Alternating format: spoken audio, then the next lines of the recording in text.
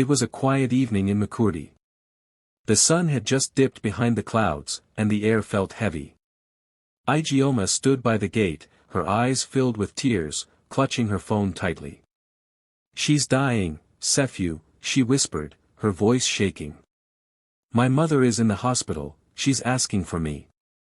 Sephew didn't even look up from his chair. His voice was cold, sharp like a knife. "You're my wife now. That village woman is none of my concern." Ijeoma's heart sank. She took a step closer, hoping he'd understand. "Please, I just need a few days," but Sephew stood up, walked to the gate, and without another word, locked it in her face.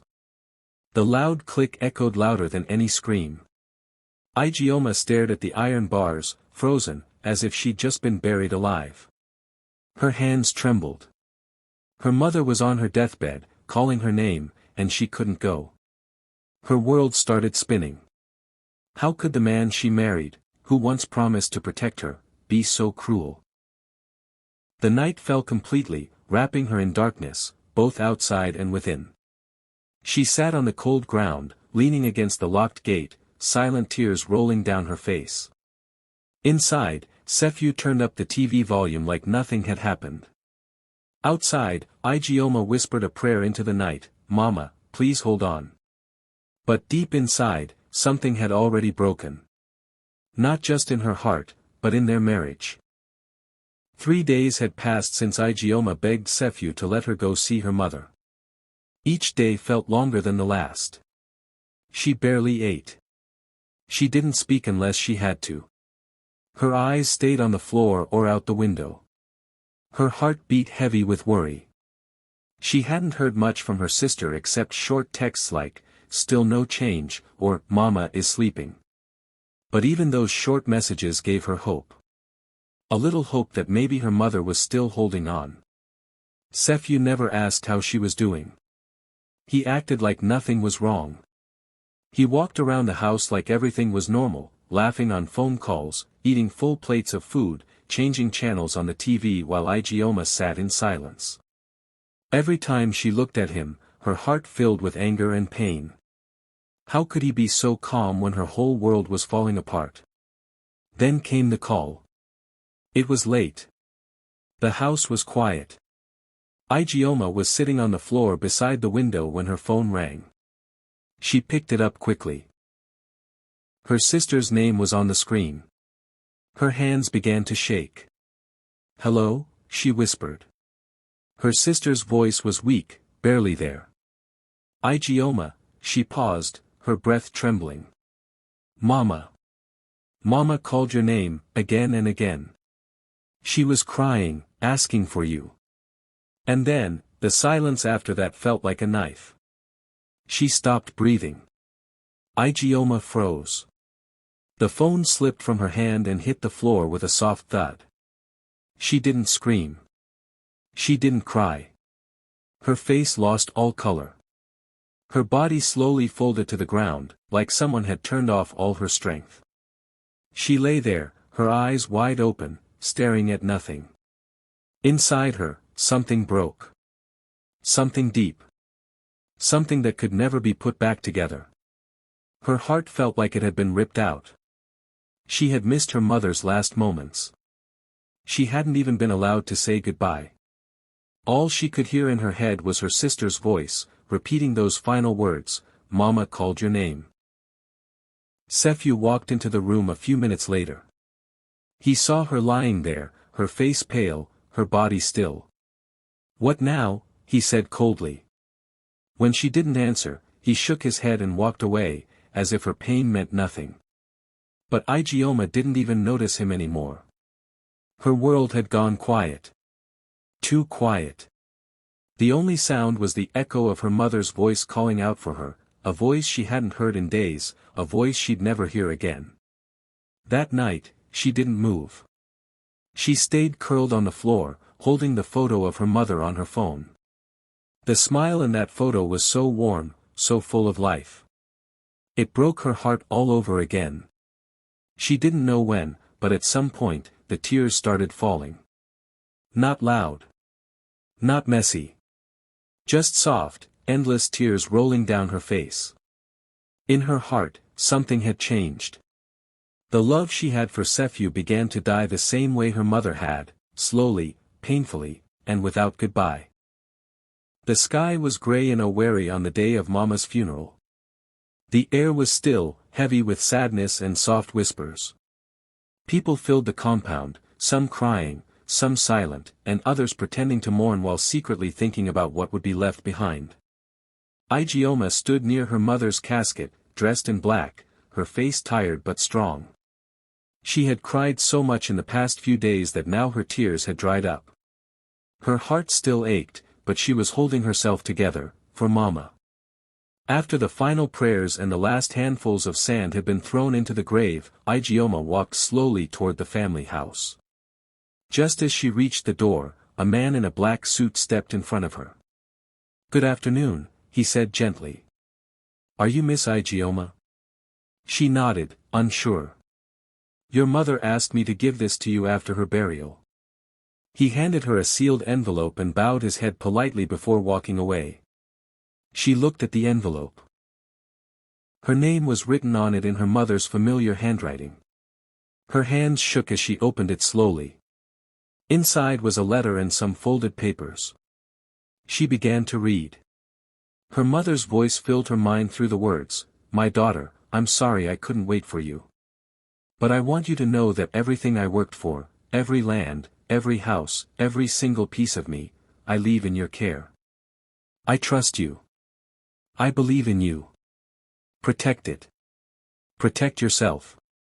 Behind the letter were legal documents, signed and stamped.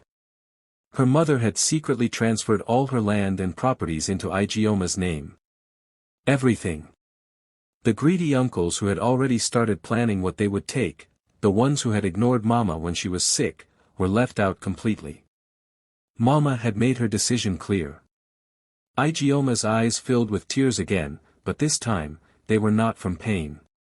They were from love, from pride, from the feeling of being seen and trusted. Her mother had known her struggle. She had known how Sephew had locked the gate. She had known how the in-laws waited in silence like vultures, circling her bed. Yet Mama made sure her daughter was protected. As the news spread quietly around the compound, the in-laws began to frown and whisper. One of them even tried to approach her, pretending to be friendly, asking questions. But Ijeoma said nothing.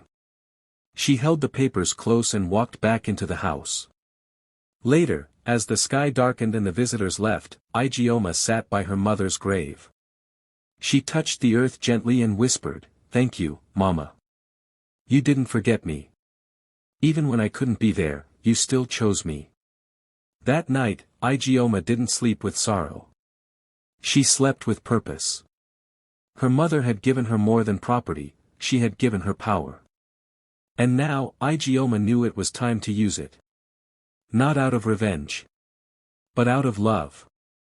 For herself. For her mother.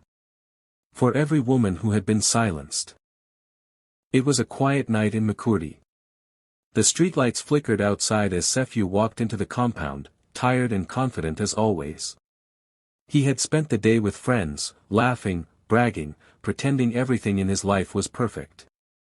In his mind, Ijeoma was still the same, quiet, broken, weak. He didn't expect anything to be different when he got home. But the moment he opened the door, something felt strange. The house was too still, too clean, too calm. He stepped inside and saw Ijeoma sitting at the dining table. The lights above her cast a soft glow on her face. She wasn't crying. She wasn't yelling. She just sat there, straight-backed, her hands resting on a folder. There was a calm strength in her eyes that made Sephew pause. "You're awake," he said carelessly, removing his shoes. "Where's my food?" Ijeoma didn't move. "Sit," she said, her voice steady. Sephew laughed lightly. "Why? You want to give me another lecture?" But something in her face made him walk slowly to the chair. He sat across from her, still smiling, still acting like he had control. Without a word, Ijeoma pushed the folder toward him. "Read this," she said. He opened it, still smirking, until his eyes landed on the first page. His smile faded. His brow furrowed. He flipped to the next page, then the next. His hand started to shake slightly. There it was, the court stamp. The lawyer's seal. The new title deed. The house he thought was his, the one he always used to control Ijeoma, was now legally in her name. Signed. Stamped. Final. He looked up at her, confused, angry, shocked. "What is this?" he demanded. Ijeoma met his eyes. "It's proof. This house is no longer yours. My mother made sure I had enough to protect myself. And now I have. You can't do this. You're my wife," he shouted, standing up. "No," she replied calmly. "You made me your prisoner. My mother gave me my freedom." Sephew scoffed, trying to laugh it off. "So you think because you have papers, you can throw me out?"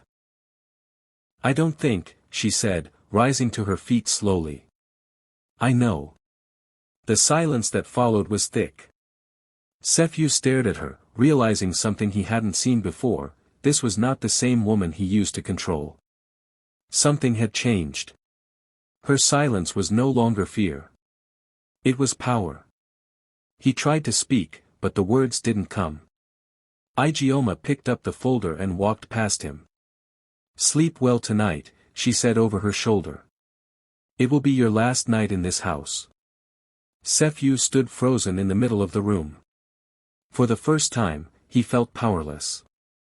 The mask he had worn for so long, of strength, of control, was slipping. And Ijeoma? She had never worn one. She had simply waited. And now, it was her time. The morning was quiet, the kind of quiet that feels like something big is about to happen. The sky was still dark, just before dawn. Ijeoma sat in her car, parked a short distance from the house that used to feel like a prison. She held a hot cup of tea in her hand, her fingers wrapped tightly around it, not because she was cold, but because her heart was beating fast. Today was the day. The final day. She watched as the police van pulled up in front of the gate. Four officers stepped out, holding official papers and speaking calmly with one another. One of them checked his watch, nodded, and walked toward the door. Inside the house, Sephew was still asleep. He had ignored Ijeoma the night before, thinking her calm words and documents were just another scare. He never believed she had the courage or power to do anything real. But now, the loud banging on the gate made him jump out of bed. "Who's that?" he shouted, rushing to the window. He saw the police, saw the uniforms, and panic hit him like a wave. He threw on some clothes and ran outside, shouting, "What's going on? Why are you here?" One of the officers stepped forward, holding up the court order. "We are here with official eviction orders. This house is no longer yours. You need to leave the premises immediately." "What? This is my house. My wife lives here." Sephew shouted, looking around, confused and angry. That's when he saw her. Ijeoma stepped out of her car slowly, calm and steady. Her eyes met his, but there was no anger. Only clarity. She walked up to the gate, staying just behind the police. Sephew's voice cracked as he shouted, "Ijeoma. You're my wife. You can't do this. You're supposed to stand by me." She looked at him for a long second. Then her voice, soft but firm, cut through the air like a knife. "Not anymore," she said. "I'm my mother's daughter first." Sephew froze. Those words hit him harder than anything he had ever heard. He stared at her like he didn't recognize her anymore. The woman who once begged him for kindness, who once cried at locked gates, was now the one standing outside watching him be removed from the very house he thought he owned. He tried to rush toward her, but the officers stepped in. "Sir, please step back. You have 10 minutes to collect your things. Sephew shouted, begged, even dropped to his knees. But Ijeoma didn't flinch. She had already cried enough. She had begged enough. Today, she stood not just for herself, but for her mother, and for the version of herself that once felt powerless. As Sephew was escorted back inside to pack, Ijeoma turned and walked back to her car. The first light of the sun touched the street as she sat down in the driver's seat, took a deep breath, and finally smiled. Not because she won, but because she was free. The news spread faster than wildfire. First, it was whispered among neighbors. Then it appeared in local blogs and Facebook posts. And soon, it reached every corner of Makurdi and beyond. The man who locked his wife in while her mother was dying, is now homeless. It sounded like a movie, but it was real. People who once respected Sephew began to see him differently. The man who used to walk with pride in his step, shoulders high, and head full of arrogance, now walked the streets with shame in his eyes and bitterness on his lips. Those who knew the full story shook their heads. They remembered how Ijeoma had once been the quiet, obedient wife who followed Sephew's every command. She was always kind, always soft-spoken. But when her mother fell sick and begged to see her, Sephew had locked the gate. He told her, "That village woman is not my concern." And when the woman died, calling her daughter's name with her final breath, he acted like nothing had happened. Now the same gate he used to keep Ijeoma in had become the one he was thrown out of. People were talking. They remembered everything. And they didn't feel sorry for him. In fact, they clapped for Ijeoma. Women saw her as brave. Men started avoiding Sephew, afraid that even his bad luck might rub off on them. His friends stopped answering his calls. His neighbors crossed the road when they saw him. Even his co-workers stopped inviting him to gatherings. His pride had crumbled into dust. But the worst part, the most painful blow, came from someone he never expected. His own mother. The woman who once praised him, who used to say, "My son is the head of his home," now turned her back on him. When Sephew came to her house with tears in his eyes, begging to stay for a few days, she looked at him coldly and said, "You had a home. You destroyed it with your own hands." She shut the door in his face. Sephew wandered around, shocked. How had everything changed so fast? He thought he had control. He thought women were meant to obey. But now, the same woman he had once silenced had found her voice, and used it. People said, he had a good wife, and he lost her because of pride. Others said, he thought he was untouchable, but karma doesn't miss anyone. Sephew slept in a friend's shop for a few nights, then under a bridge when even that friend grew tired of him. His clothes no longer smelled of perfume and power. Now they smelled of dust and regret. His face, once clean-shaven and proud, looked tired and broken. And Ijeoma? She didn't even have to speak. Her silence was louder than any words. In the end, it wasn't just the house he lost. He lost respect, his place in society, and the love of everyone who once stood by him. Pride had carried him high, but now he had fallen. And there was no one left to catch him. It was raining softly, the kind of rain that made the whole world feel quiet. The sky was gray, the streets empty. Sephew stood outside the gate, soaked from head to toe, barefoot and shivering. His once proud shoulders were hunched, and his clothes clung to his skin. The same gate he used to lock with power now stood tall and cold in front of him, locked against him. He had come back, hoping maybe Ijeoma would take pity, open the gate, let him in just for a moment. Just to talk. Just to explain. "Ijeoma," he called out, banging weakly on the metal. "Please. Just let me in. Just talk to me. Please." His voice was broken. Not the strong, commanding voice from before, just a tired, lonely man crying in the rain. Moments later, he heard footsteps on the other side. The grill on the gate slid open. There she was. Ijeoma. Dry, calm, and quiet. She looked at him through the small space. Her eyes didn't hold anger. Just truth. Ijeoma, Sephew whispered. Please, I'm sorry. I lost everything. I just want a chance. She leaned closer, her voice soft but firm. You banned me from my mother's death, she said, her eyes locked on his. I'm banning you from the rest of my life. Sephew's lips trembled. Before he could say another word, Ijeoma slowly slid the grill shut. Then came the sound that echoed louder than thunder in Sephew's ears, the final lock clicking into place. A sound that meant it was truly over. She turned and walked away, and he stood there, soaked in rain and regret, with nothing but silence around him.